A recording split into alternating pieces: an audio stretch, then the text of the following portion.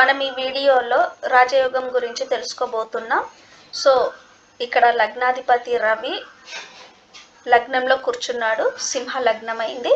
So సింహ లగ్నంలో లగ్నాధిపతి అయిన రవి సింహ లగ్నంలో కూర్చున్నాడు.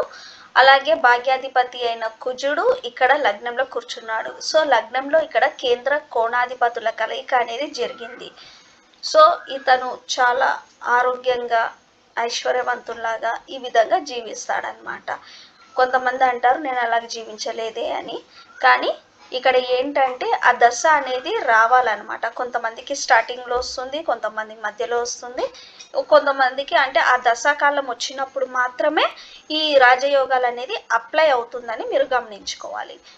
అలాగే ఇక్కడ చూసినట్లయితే రవి కుజుల కేంద్ర కోణాధిపతుల కలయిక అనేది ఇక్కడ జరిగింది, గమనించుకోవచ్చు.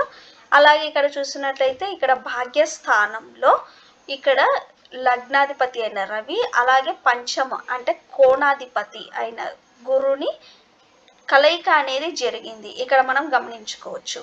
సో ఈ విధంగా కూడా పంచమ లగ్నాధిపతుల కలయిక భాగ్యస్థానంలో కలిగింది.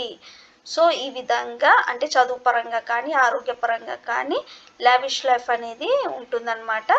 సో ఈ విధంగా మనం గమనించుకోవచ్చు. అలాగే మిగతా గ్రహాల స్థితిగతులని కూడా గమనించుకోవాలి. అలాగే ఇక్కడ వీరు ఏ నక్షత్రంలో ఉన్నారో ఆ నక్షత్రనాథులు ఎలా ఉన్నారో అవి కూడా మనం గమనించుకోవాలన్నమాట. అలాగే దశ అనేది ఏ దశ నడుస్తుంది, లగ్నాధిపతి యొక్క గురుపాలిత గ్రహం యొక్క దశ నడుస్తుందా లేదా శనిపాలిత గ్రహాల యొక్క దశలు నడుస్తున్నాయా, ఈ విధంగా మనం అన్నీ గమనించుకోవాలన్నమాట. నా ఈ వీడియో మీకు నచ్చినట్లయితే లైక్, షేర్ అండ్ సబ్స్క్రైబ్ చేయండి. ధన్యవాదాలు.